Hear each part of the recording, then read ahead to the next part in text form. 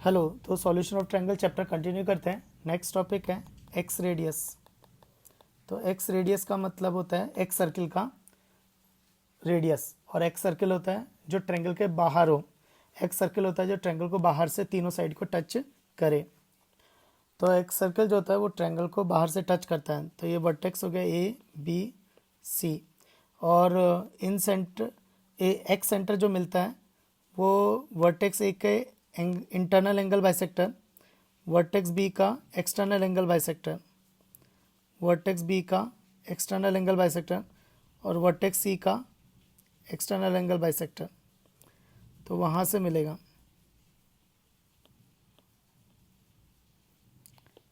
ठीक है।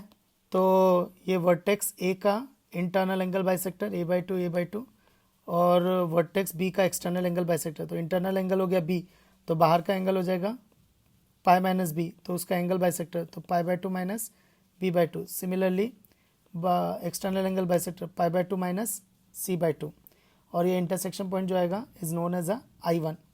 This point is known as a I1।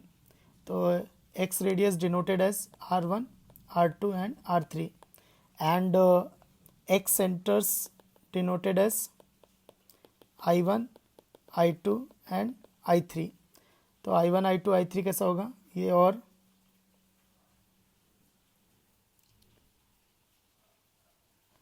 तो इसको अगर एक्सटेंड कर देंगे तो ये I1, I2, I3 मिलेगा। तो यहाँ पे ये हो जाएगा I2 और ये हो जाएगा I3। तो I1, I2, I3। So triangle I1, I2, I3 is known as a excentral triangle. So triangle I1, I2, I3 is known as a excentral triangle. I1, I2, I3 is a x central triangle. Next है, तो इन centre से side पे जो perpendicular distance आएगी वो radius के बराबर होगी, वो रेडियस के बराबर होगी। तो this is denoted as R1, R1 and R1। इसका नाम दे दिया P, और इसका नाम दे दिया Q, और इसका नाम दे दिया D। तो अब मुझे एक्स रेडियस के फॉर्मूले डेवलप करने हैं। तो मुझे R1, R2, R3 के फॉर्मूले डेवलप करने हैं। तो मैं दो तरह से डेवलप करूँगा। तो पहला डेवलप करते हैं ट्रायंगल ए बी सी का एरिया। तो पूरे ट्रायंगल का एरिया कितना होगा, AI1B plus triangle AI1C minus triangle BI1C। ठीक है। तो ट्रायंगल ABC का एरिया हम लोग डेल्टा से डिनोट करते हैं। AI1B का एरिया देखते हैं। तो देखो ये साइड C हो जाएगी, ये साइड B हो जाएगी, और ये साइड A हो जाएगी BC।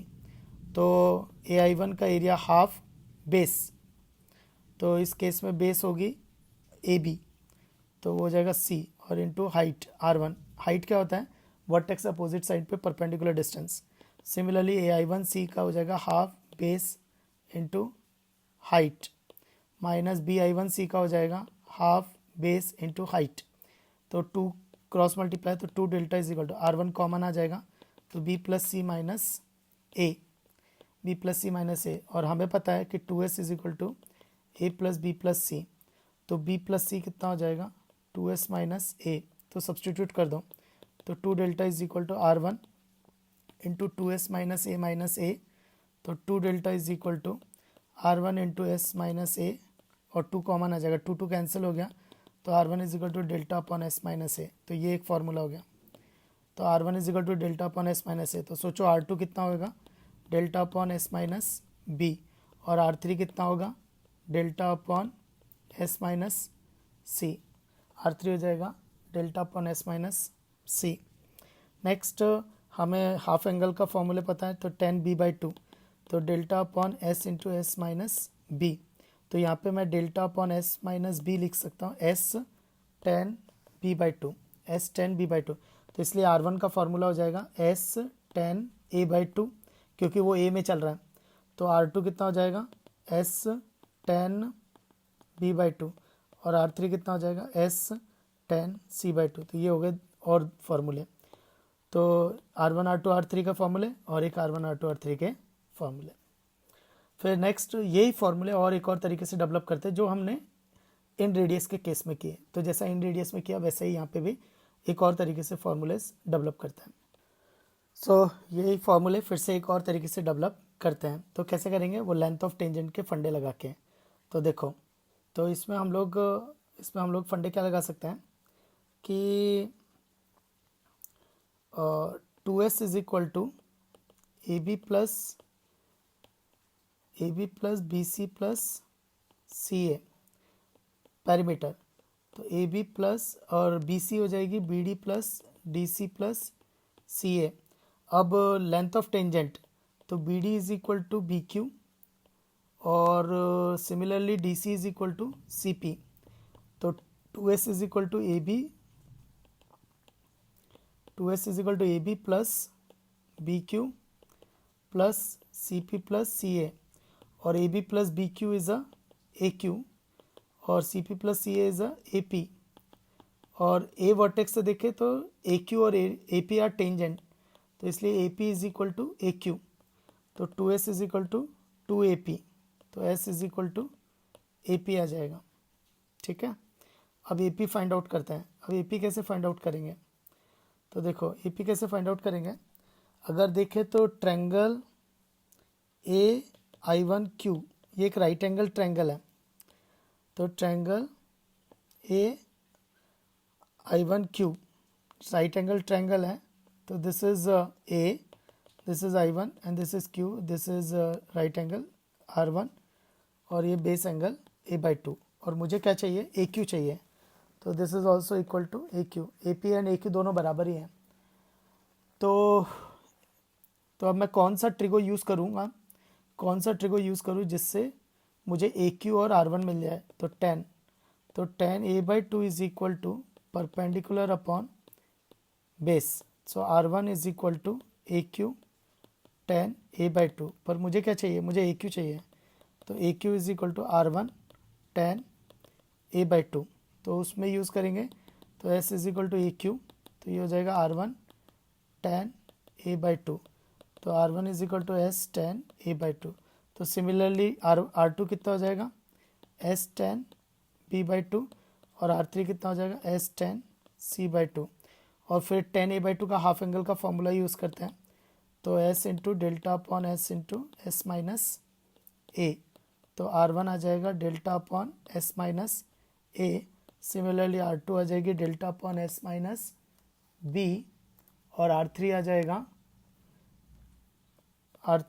S upon delta upon S minus C, delta upon S minus C. तो ये वो तीन फॉर्मूले और सिमिलरली ये भी फॉर्मूले। तो अच्छा, और ये तीन फॉर्मूले, तो ये तीन फॉर्मूले और इधर ये तीन फॉर्मूले। ओके, तो और आगे के फॉर्मूले डेवलप करते हैं। तो B C is equal to B D plus D C. B C A है, अब बी डी कैसे निकालेंगे। तो एक राइट एंगल ट्रायंगल कंसिडर करते हैं, कौन सा, बी आई वन डी। तो राइट एंगल ट्रायंगल कंसिडर करते हैं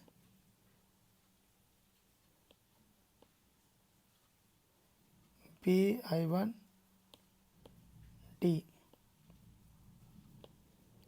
ठीक है, तो एक और राइट एंगल ट्रायंगल लगेगा।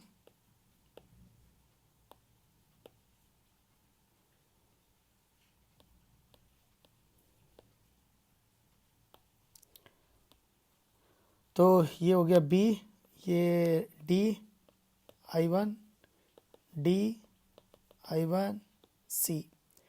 और ये हो जाएगा बी बाई टू, ये हो जाएगा सी बाई टू, क्योंकि ये pi by two minus B by two है, ये pi by two minus C by two है।